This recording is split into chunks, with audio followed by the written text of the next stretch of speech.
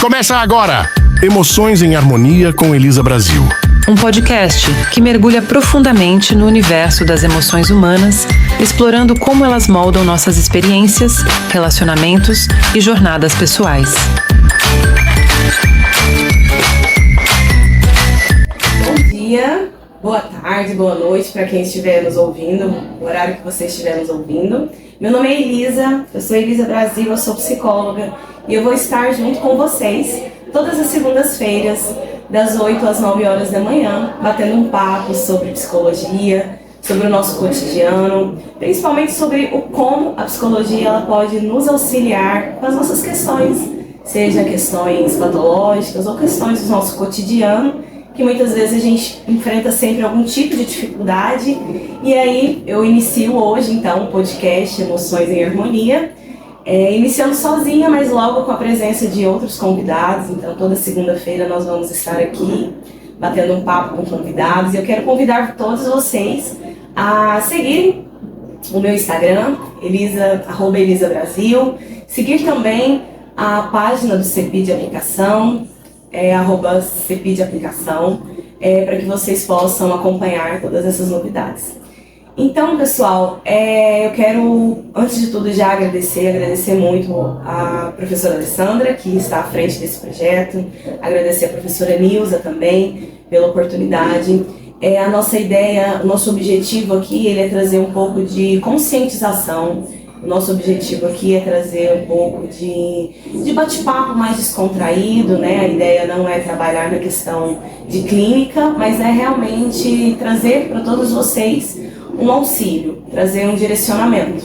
Porque às vezes nós estamos enfrentando questões que elas são muito reais para todos nós, e às vezes nos falta algum tipo de auxílio.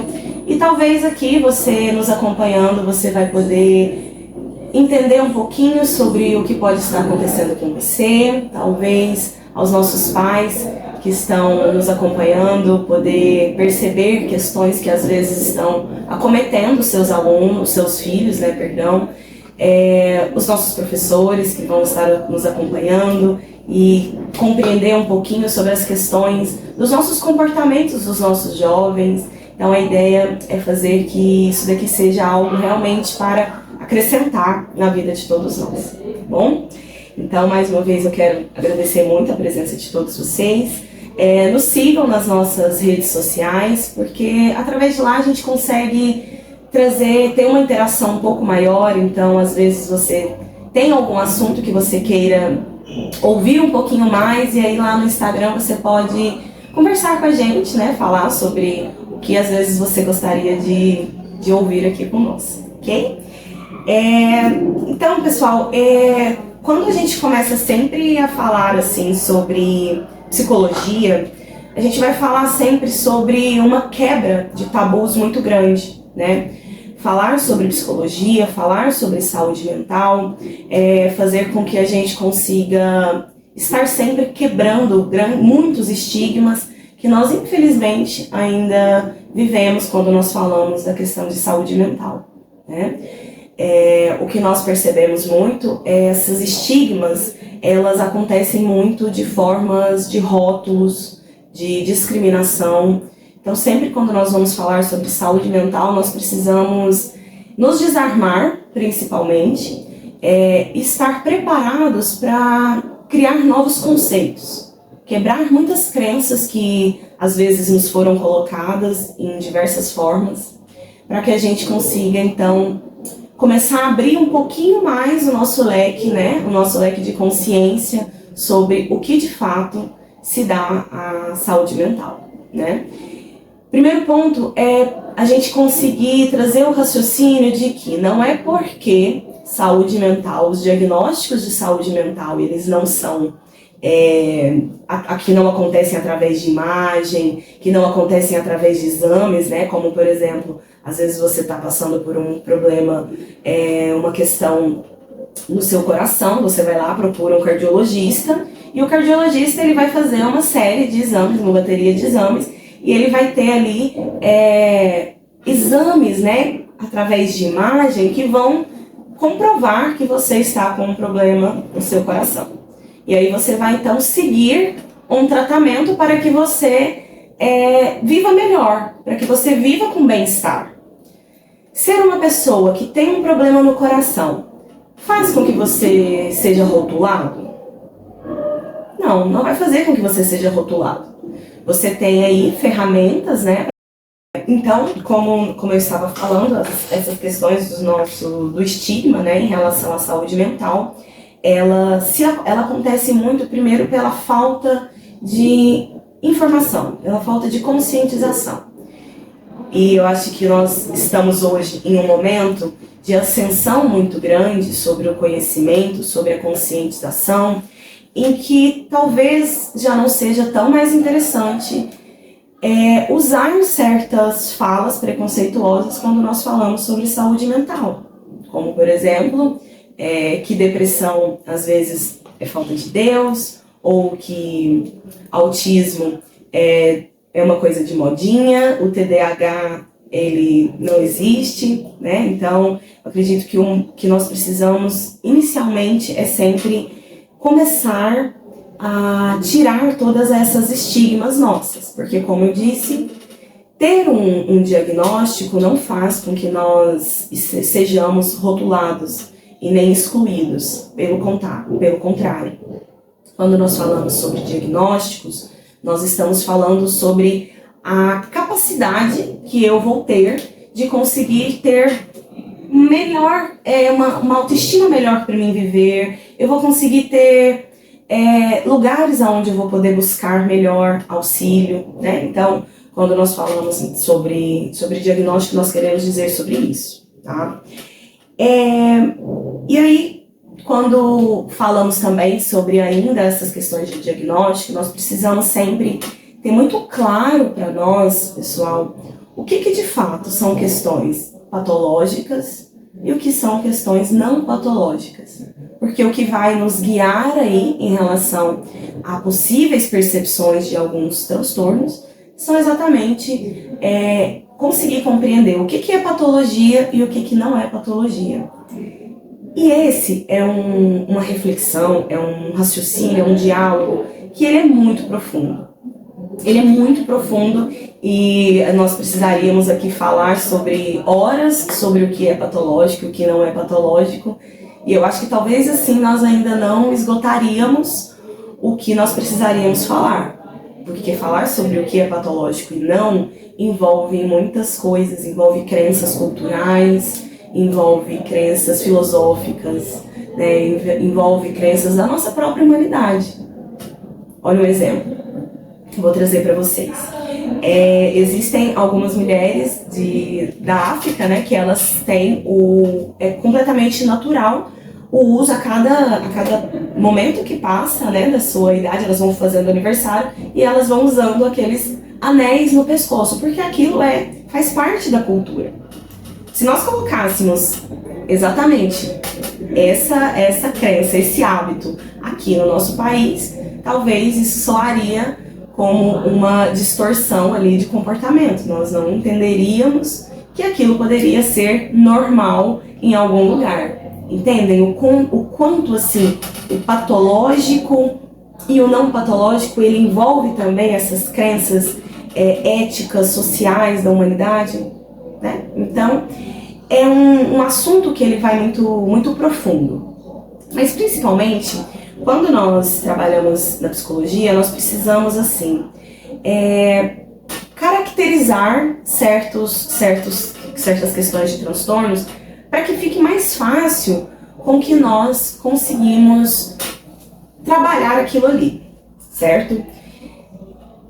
A gente fala sobre essas questões de diagnósticos não no sentido de rótulos, mas no sentido realmente de facilitar uma comunicação, a percepção do que pode estar por trás ali do sofrimento daquela pessoa e principalmente o prognóstico daquilo. Porque veja só, uma pessoa que tem um transtorno de ansiedade generalizado, ela vai seguir uma forma de tratamento. Enquanto uma pessoa que tem um transtorno afetivo bipolar vai seguir uma outra forma de tratamento.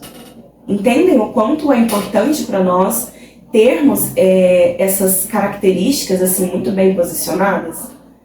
A nossa humanidade, né, na nossa sociedade, nós estamos o tempo todo classificando tudo que nos é comum, né? Então, veja só, se eu sou um biólogo, eu vou classificar as borboletas em formas de estudo. Eu posso classificar as borboletas por tamanho, por espécie, por cor, e aí talvez eu vou classificar os... Enfim, nós estamos sempre classificando para que a nossa compreensão ela aconteça de uma forma melhor. Mas essa classificação, mais uma vez eu quero voltar a dizer, ela não é uma classificação que vai trazer esse afastamento. Essas nossas classificações, elas não são para trazer esse estigma, para que eu seja uma pessoa rotulada. Como eu disse antes, uma pessoa que tem um problema no coração, ela não vai ser rotulada por isso. Assim como uma pessoa que tem uma questão emocional, uma questão mental, ela também não deveria ser rotulada por isso. Ela deveria, principalmente, ser incluída dentro do processo, né, para que ela conseguisse viver um pouco melhor, para que ela pudesse saber qual o prognóstico que ela tem em relação ao desenvolvimento daquilo. Então, imagine só, o prognóstico ele vai nos dizer como vai desenvolver, como vai ser desenvolvido aquele transtorno. Então, se eu sei que eu tenho um transtorno de ansiedade generalizado, eu vou conseguir, então, através de um diagnóstico, eu vou conseguir saber quais são as possibilidades positivas a mim. Isso é muito bom, isso nos dá, gente, capacidade, principalmente, de enfrentamento. Eu vou conseguir criar referências para que eu consiga ter enfrentamento em relação a tudo que vai me acontecer. Da mesma forma que aconteceria se fosse uma questão de alguma doença física, entende? O tanto que é importante para nós sabermos que eu tenho pressão alta e eu preciso, por exemplo, diminuir o consumo do sal na minha refeição. Que eu preciso estar em uma atividade física para que a minha pressão ela não se altere tanto. Às vezes, e essa é uma questão que, voltando ainda à questão da patologia e a questão do não patológico, nem sempre, gente, pessoas que precisam de acompanhamento, elas estão vivendo algo patológico, né? Eu gosto de falar sobre, por exemplo, as nossas gravidinhas. As nossas grávidas, elas precisam de acompanhamento, mas elas não estão necessariamente doentes, elas não estão patológicas. E assim também acontece com a psicologia, porque às vezes alguma pessoa ela vai estar enfrentando situações de dificuldade muito grande em relação aos próprios enfrentamentos da vida. Às vezes eu vou estar passando por um luto, e esse luto ele vai estar muito difícil de ser compreendido por mim. E eu posso então buscar um auxílio. E aí a psicologia ela vem para se tornar esse auxílio, para, diferentemente do que a gente entende como guiar, mas é realmente assim a questão do trazer consciência, trazer conscientização para o que então, aonde eu devo, né? Por onde eu devo ir, o que eu devo esperar do meu processo de luto.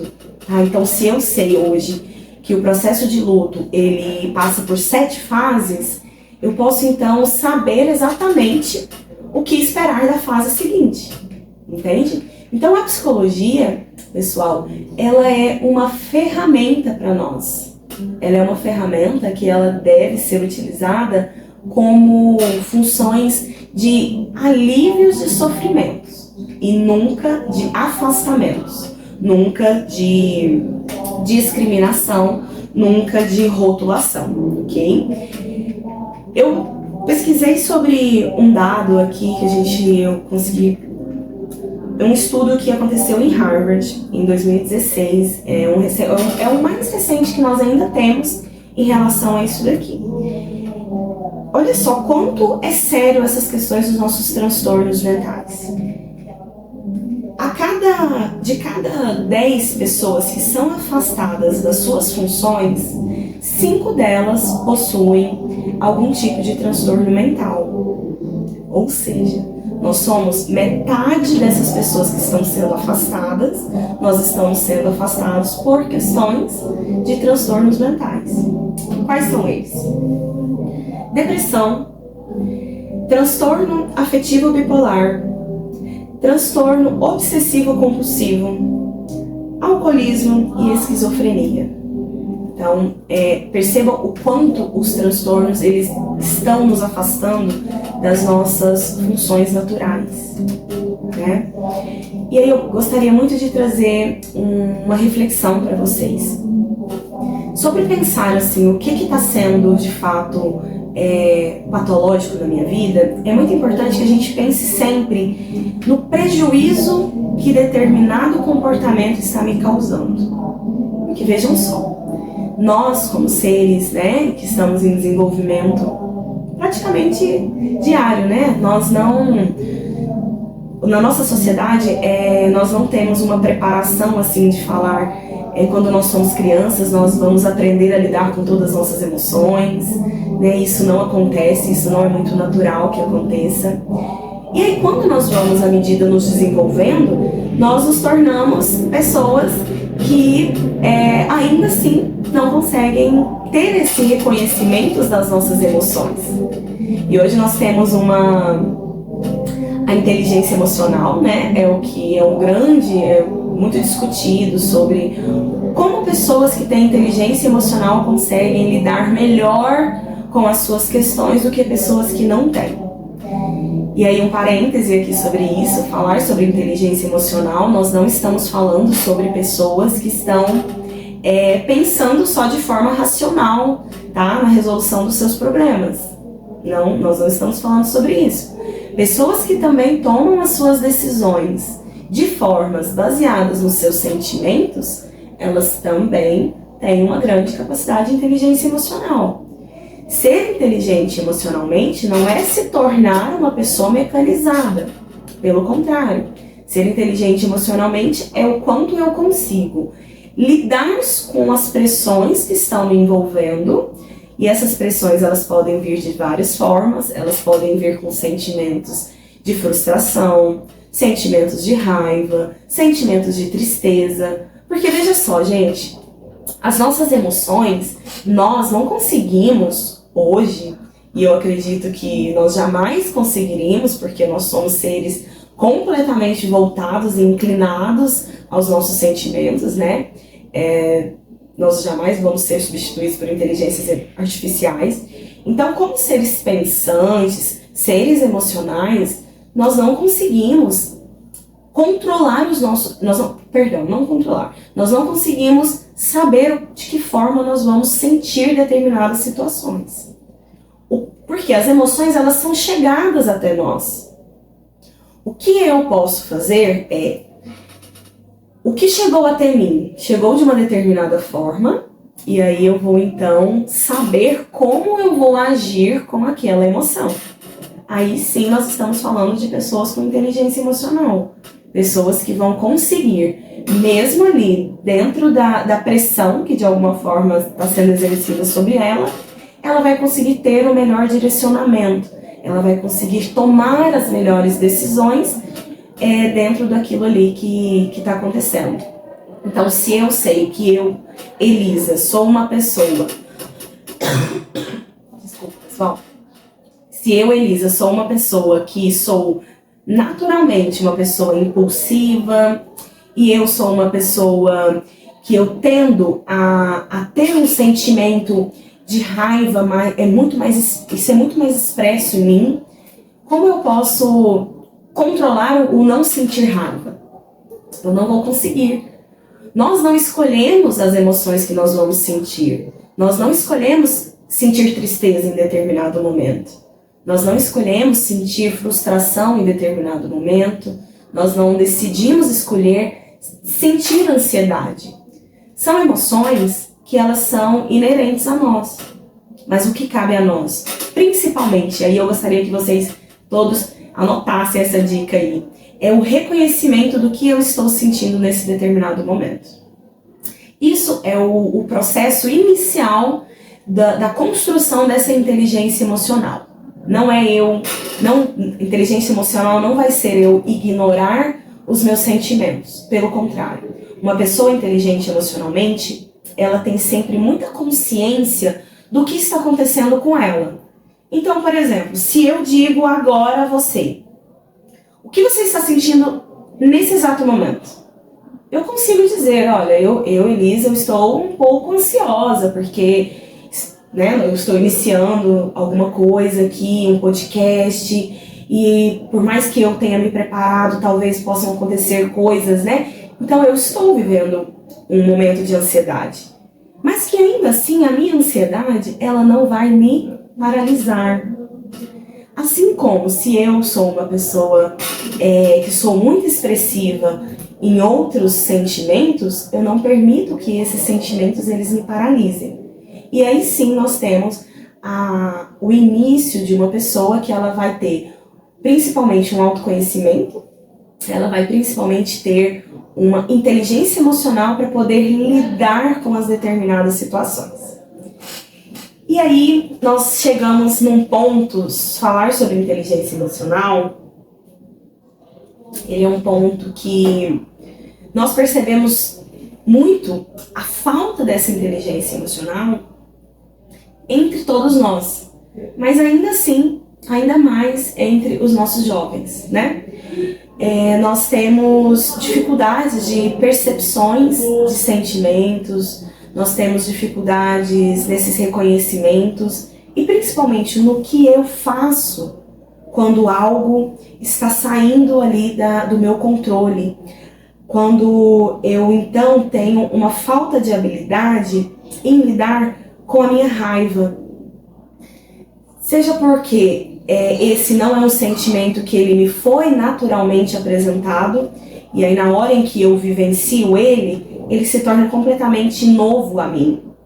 Assim como, por exemplo, às vezes eu sentir uma frustração não é algo recorrente a mim. E aí, se não é algo recorrente a mim, como eu vou lidar com isso? Quais são as referências que eu tenho para poder lidar com essa frustração?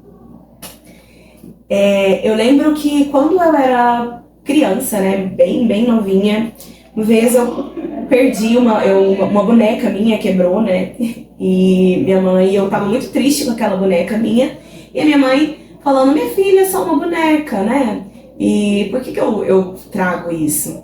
Ela realmente só uma boneca, mas ainda assim era a boneca daquela criança, Então quando a gente...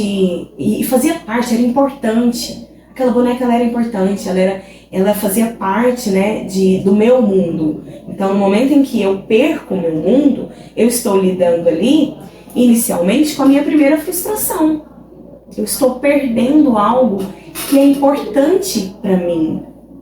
E aí quando nós temos esse comportamento de falar, não, mas é só uma boneca. Ou então, não, é só um cachorrinho. Ou não, é só... Não é só, É importante. E aí quando eu dou ferramentas, então, como que você está se sentindo? Vamos pensar sobre isso? Lidar com essa frustração, olha, essas coisas elas vão acontecer. Eu não falo assim, olha, quebrou e aí nós vamos simplesmente substituir, porque os nossos sentimentos eles não são substituídos, não é dessa forma, não é tão fácil como nós gostaríamos que fosse. Então esse processo de autoconhecimento, de inteligência emocional, ele deveria ser iniciado lá na nossa infância, para que nós pudéssemos chegar ali na nossa adolescência um pouco mais conscientes de como eu devo agir, para que quando nós estivéssemos nos tornando pessoas adultas, eu tivesse muitas referências de como lidar com os meus sentimentos. Se eu tenho o tempo todo tudo que eu desejo e eu não aprendo a lidar com as minhas frustrações, em algum momento isso pode ser muito difícil, porque se essas frustrações elas não são apresentadas a mim, no momento em que ela acontecer, eu vou ter uma dificuldade muito grande em lidar com isso, tá? Então, essa dificultar a vida, da criança, dificultar a vida do adolescente nessas questões emocionais também é muito importante, porque a gente vai conseguindo fazer com que eles tenham referências, com que eles tenham criatividade, principalmente para lidar com esses sentimentos, que vão estar sempre acontecendo junto a eles.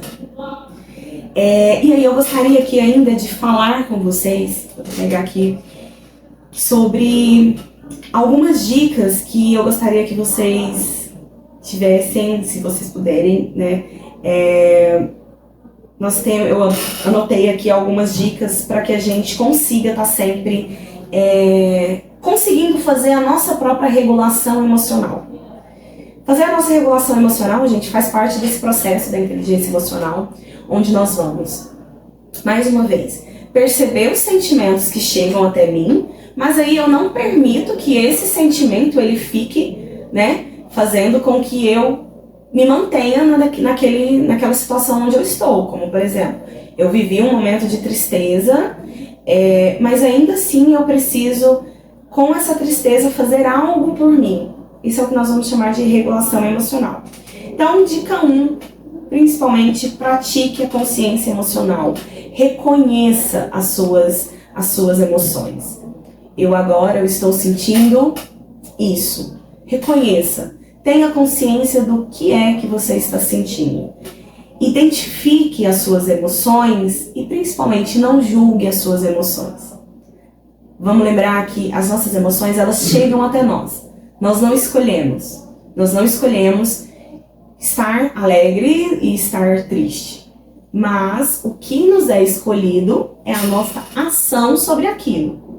Aí sim, a nossa ação eu consigo ter o controle sobre ela. Então, reconhecer, identificar suas emoções sem julgamento, isso vai fazer com que você ajude a compreender muito melhor o que você está sentindo e o porquê disso. Então, veja só, eu pedi em determinado momento alguém ali, não sei, meu marido ou meu filho, para fazer alguma coisa para mim.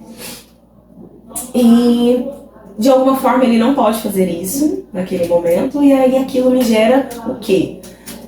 Eu fico irritada, eu fico nervosa, eu fico estressada, né? Porque eu gostaria que fizesse aquilo naquele exato momento, porque eu preciso, né? Então, quando eu consigo identificar por que eu tô dessa forma, é porque eu estou esperando que essa pessoa faça no momento em que eu preciso. Aí eu consigo, então, reconhecer primeiro qual que é o meu sentimento. Aí eu já consigo falar, não, então, as situações elas não precisam ser necessariamente resolvidas no momento em que eu desejo. Dica número 2, desenvolva estratégias de enfrentamento saudáveis. Encontre sempre formas positivas de lidar com o seu estresse, através de exercícios físicos, através de práticas de hobbies que você gosta, de conversa com amigos. É muito importante que nós tenhamos sempre vínculos muito positivos a nós. E aí aqui, gente, é uma questão que eu trabalho muito isso com os meus pacientes, né, com os meus clientes. Os nossos vínculos, eles são extremamente importantes para que nós tenhamos uma vida sempre mais positiva.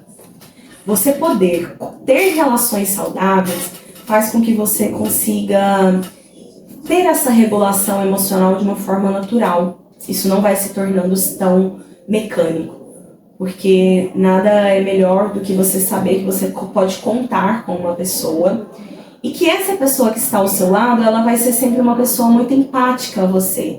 Essa pessoa, ela vai ouvir o que você tem a dizer, sem julgamentos, sem cobranças, né? Quando eu estou colocando a minha dor, quando eu estou falando sobre a minha dor, quando eu estou enfrentando a minha dor, eu estou de alguma forma vivenciando ela e criando formas para passar por ela. Eu não estou necessariamente pedindo que alguém solucione os meus problemas, até porque únicas pessoas capazes de solucionar os nossos problemas somos nós mesmos, né? Mas quando eu tenho relações positivas, eu consigo poder ter uma pessoa ali que vai me ouvir, né? Eu posso contar com aquela pessoa. Isso é muito importante. Então, cultive essas boas relações. Esse cultivar as nossas boas relações, eles precisam ser muito importante para nós, na nossa juventude e também na nossa vida adulta.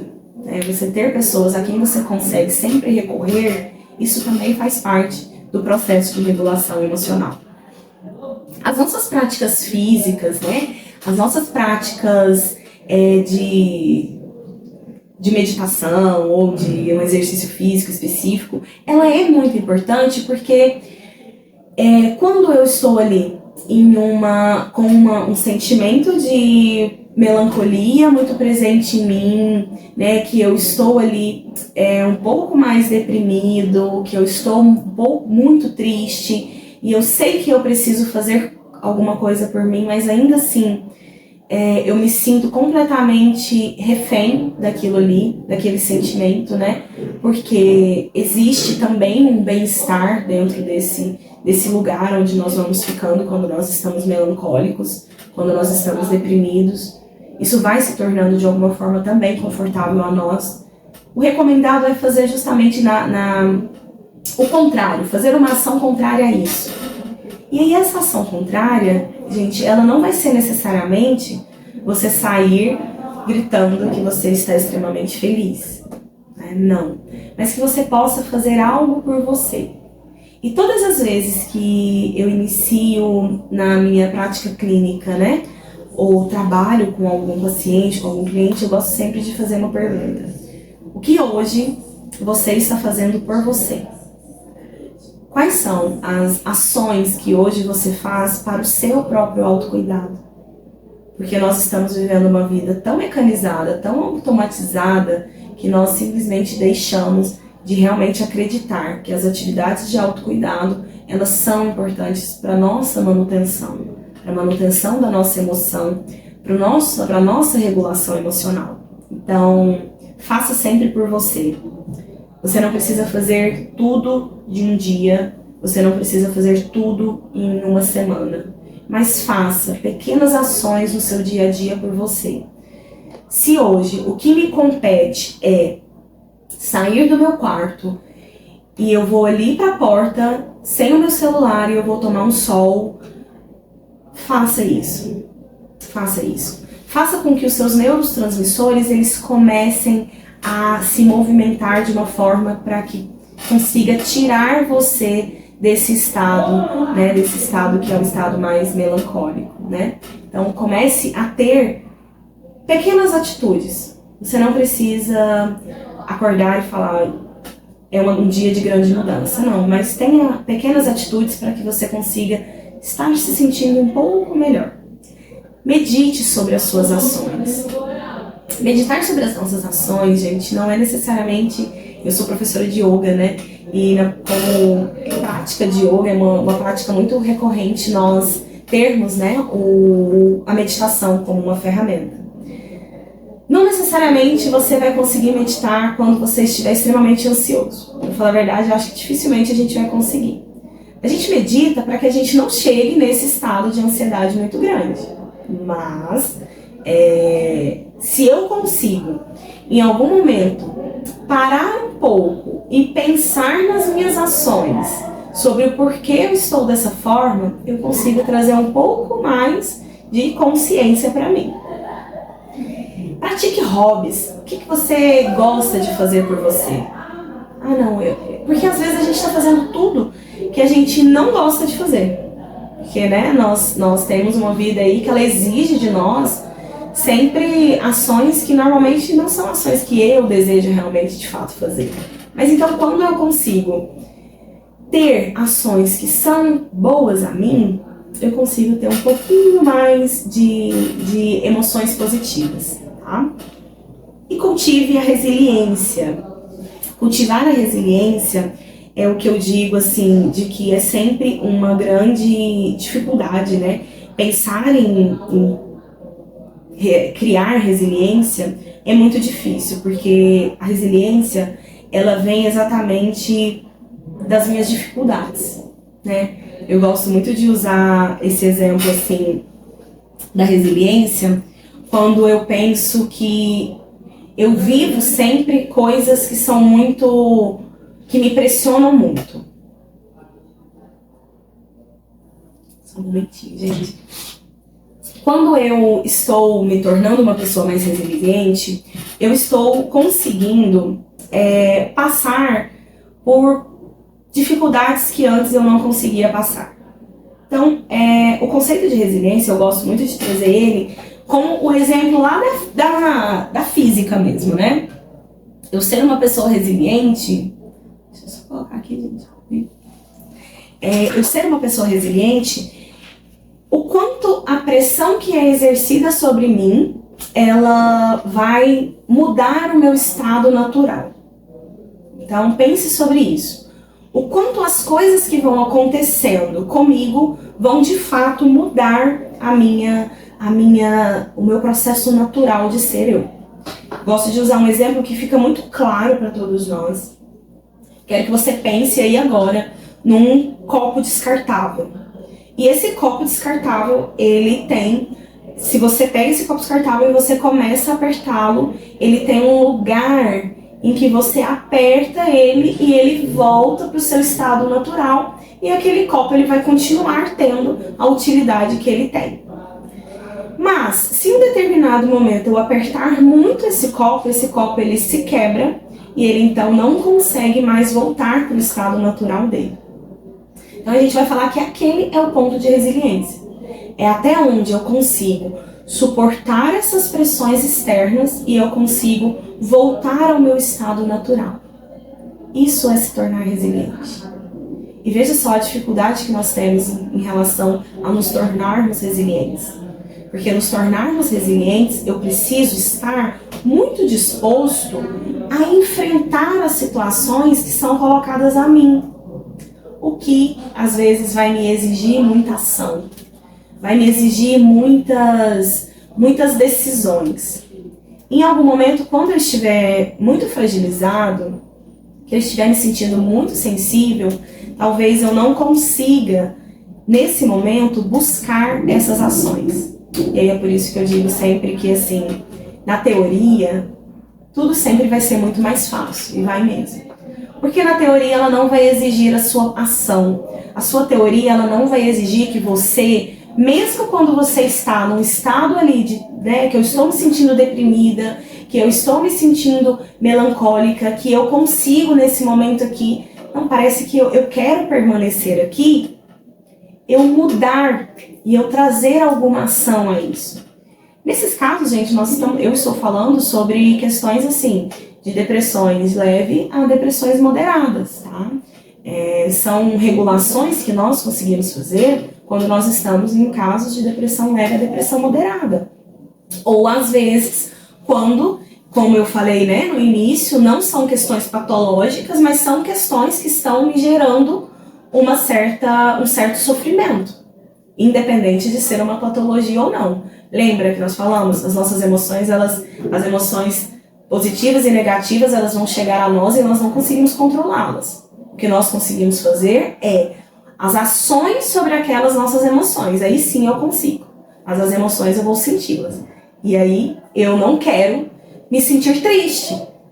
Quem é que quer se sentir triste? Quem é que quer sentir raiva? A gente não quer ter esses sentimentos. Mas aí eu consigo, mesmo tendo esses sentimentos, mudar ali as minhas ações. Mas para essas mudanças, a gente precisa sempre de ações. E aí é onde nós entramos num ponto muito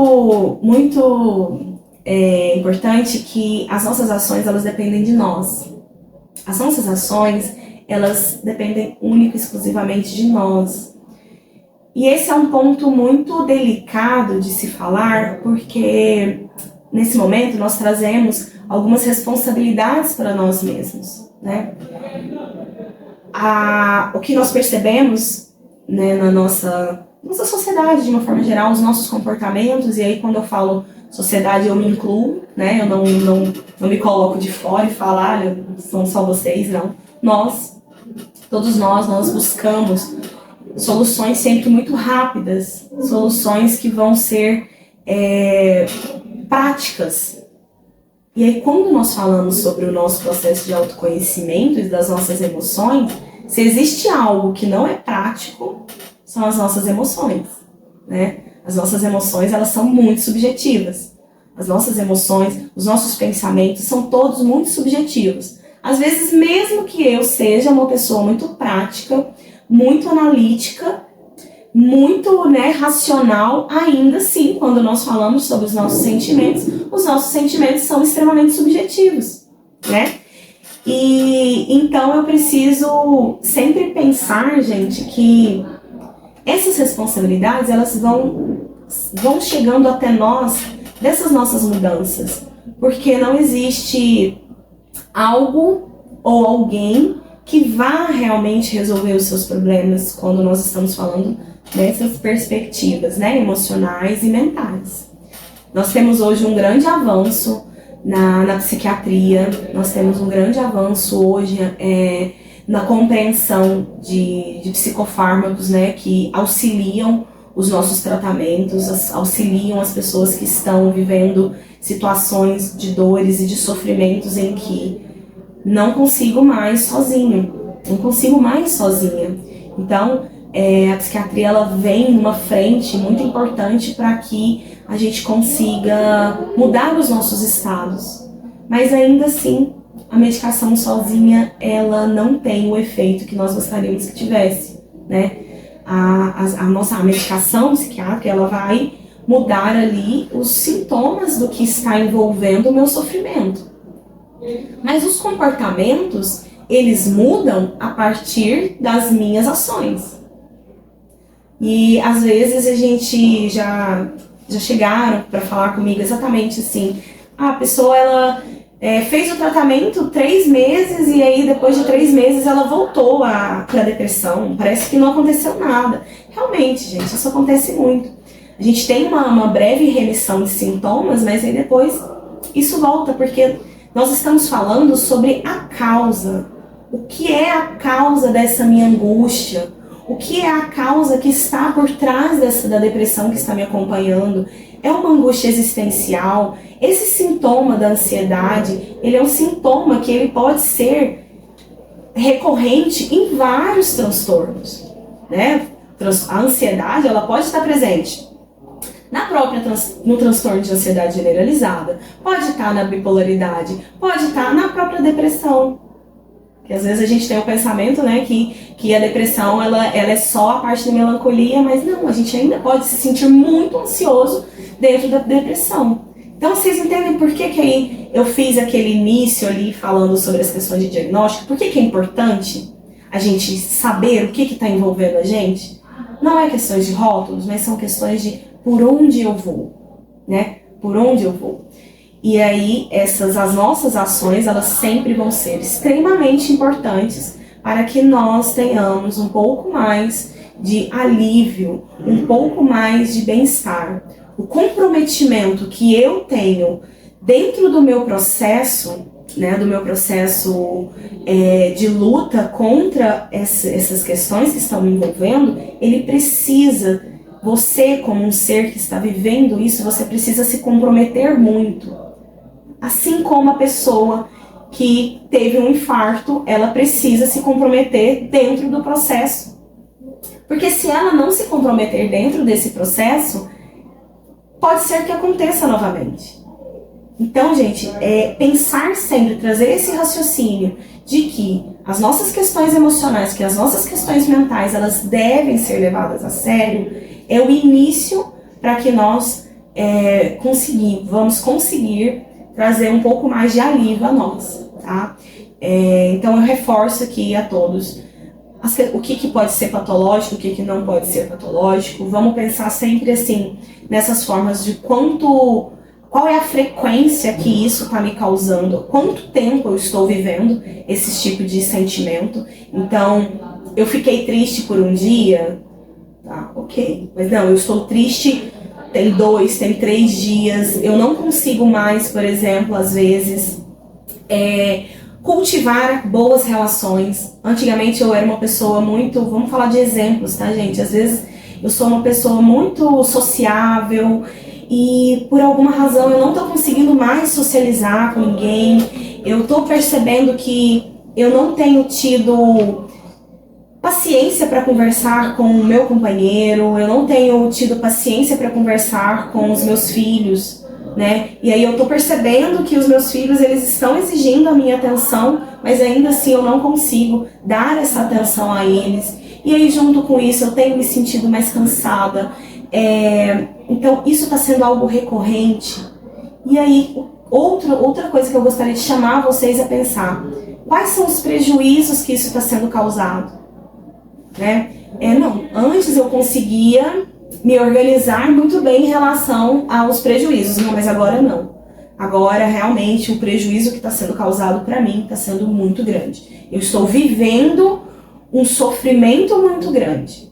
Então, vamos acender a luz amarela e talvez até a vermelha e buscar auxílio. Porque a gente precisa, nós como seres assim, somos muito subjetivos, nós precisamos estar sempre muito bem engajados e comprometidos com o nosso próprio bem-estar, porque é o nosso próprio bem-estar que vai determinar sobre as decisões que eu vou ter, ao longo do meu dia a dia e que vão me trazer mais conforto na vida, gente? Porque a grande realidade é que nós enfrentamos, nós vivemos questões que não são nossas escolhas. Então, eu gosto de falar muito assim, a gente precisa também escolher as batalhas que a gente vai viver, A gente deve também escolher as batalhas que a gente vai viver. Não, isso daqui eu sei que é algo que me traz uma certa angústia, um certo sofrimento, mas não, eu realmente não desejo viver isso daqui. Eu vou me ocupar de outros sentimentos. Isso também faz parte da nossa regulação emocional. Não, o que eu realmente quero pensar e eu quero viver? Então, sermos seres conscientes é isso, gente. É fazer com que você esteja atento ao que está acontecendo com você. Não é acionar um botão ali, eu vou tomar minhas decisões sempre baseadas no racional, eu não vou falar sobre as minhas emoções, eu acho esse papo tudo um mimimi. Eu acho que assim, já não cabe, a sociedade que nós estamos caminhando para nós nos tornarmos, não faz mais sentido nós falarmos, desses termos, falarmos de formas pejorativas quando nós falamos de questões de transtornos mentais, tá? Mais uma vez, não é porque eu não faço um exame e o exame me dá lá o diagnóstico assim, espectro autista, que o autismo não existe, ele existe. Não é porque não tem um exame que eu vou fazer e vai me dar assim, não, você tem transtorno de déficit de atenção, que não existe transtorno de déficit de atenção e hiperatividade. Não é porque não existe um exame de sangue que determine se eu estou passando por uma depressão, que não existe. Ela existe. E eu acho que o momento que nós estamos vivendo assim, de conscientização em relação ao poder da internet, as nossas conversas, que eu acho que nós precisamos estar sempre falando sobre tudo isso de uma forma muito positiva e que vá levando conhecimento às pessoas e não afastamento. Então, eu acho que nós, como sociedade, aí não vou falar nós assim, eu profissional, eu como aluna de que eu sou, professores, alunos, pais, principalmente os nossos pais que estão ali percebendo como os nossos filhos têm vivido os seus dias. O que eu posso fazer para que os meus filhos eles tenham um desenvolvimento melhor, para que eles se tornem seres mais autônomos, seres mais independentes e principalmente seres mais conscientes. Eu acho que é muito importante todos nós nos unirmos no sentido assim, precisamos cuidar da nossa geração, precisamos cuidar dos nossos jovens. Cuidar dos nossos jovens não é colocar a responsabilidade só sobre o profissional que eu estou contratando ou sobre a escola em que eu estou deixando o meu filho, o desenvolvimento do meu filho. Ele também, aliás, também não, ele compete muito mais a mim do que todo o meio que envolve, Então, é um papo que a gente poderia falar muito mais sobre isso. Na semana que vem, nós vamos ter a presença da doutora Lorraine, psiquiatra, e a doutora Lorraine ela vai falar muito também sobre essas questões de o quanto os pais eles precisam estar engajados no reconhecimento e no tratamento dos transtornos mentais. Então vai ser uma conversa muito bacana. A doutora Lorraine é uma psiquiatra que eu admiro muito o trabalho que ela tem feito aqui na nossa cidade, e ela gentilmente aceitou o meu convite, assim como a doutora Lorraine A psicóloga Natália Alves também vai estar aqui conversando com a gente sobre transtorno de ansiedade generalizado. Convidei o Washington, que também é psicólogo, ele vai estar aqui falando com a gente sobre transtornos de déficit de atenção e hiperatividade, que eu tenho certeza que vai ser um tema muito relevante, muito importante para o reconhecimento dos sintomas, o reconhecimento dos sinais. Nós vamos ter também a Sara Morbeck, que é advogada, que trabalha muito com assistência social. Eu acho que essa vai ser uma conversa que nós vamos ter, que vai ser muito importante, porque a Sara ela vai conseguir trazer para nós aonde eu devo buscar. Porque aqui é um processo, né, que nós estamos iniciando, mas assim, tá. E aí, Elisa? O que dentro da rede eu consigo buscar? Qual que é o meu direito? Aonde eu posso ir? Então, eu acredito que vai ser muito interessante. E mais uma vez, eu quero convidar todos vocês a seguirem, me sigam lá no @ElisaBrasil, porque lá você pode mandar suas dúvidas para mim. Elisa, acho que seria interessante nós falarmos sobre isso. Vamos falar, a gente vai falar sobre tudo. Eu acho que esse espaço que nós temos aqui é um espaço muito importante. Quem desejar também vir participar, conversa comigo. Elisa, eu tenho interesse, eu acho que vai ser muito bacana. Eu convidei uma outra pessoa também para participar aqui, que é uma pessoa que ela está no meio empresarial muito grande. Principalmente, eu fiquei muito, muito contente, mas eu ainda não vou falar, porque a gente ainda está combinando. Mas é uma pessoa que vem também do ensino público, assim como eu venho do ensino público, né? Então eu acho muito interessante nós trazermos também essas pessoas assim, porque são pessoas que vieram aqui, gente. Eu vim dessa escola, eu vim dessa unidade escolar. Há 15 anos atrás, nesse horário, eu estava em aula. E agora eu estou aqui, podendo falar para vocês. Então isso é um motivo de felicidade muito grande. E eu acredito que se nós tivermos outras pessoas, né, que estão em lugares na nossa sociedade, que são lugares de reconhecimento e que vieram desse mesmo lugar, eu acho que a gente consegue perceber o quanto a educação ela é importante, o quanto os nossos jovens eles precisam ser bem direcionados, porque a sociedade que nós vamos viver daqui a um tempo é a sociedade que nós estamos criando agora. Então, qual é essa sociedade que eu estou criando? Quem eu estou deixando para ocupar os lugares que daqui a pouco vai estar dividindo a mesma mesa comigo no meu trabalho? São pessoas que estão sendo desenvolvidas na base ética, na base da consciência, né? Então, isso tudo também é nossa responsabilidade. Pessoal, eu quero muito agradecer a presença. Aqui eu estou pelo meu Instagram, pessoal. Bom dia, pessoas ali pelos Instagrams, né?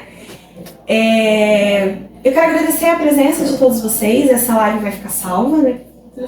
Vai ficar salva a live, vai ficar disponível também na web rádio. E sigam as nossas páginas, o @CEPI de aplicação.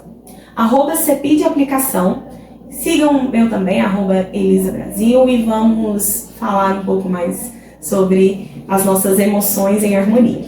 Então, eu sou Elisa Brasil, eu sou psicóloga, estou à frente do podcast Emoções em Harmonia e nos vemos na próxima semana. Muito obrigada.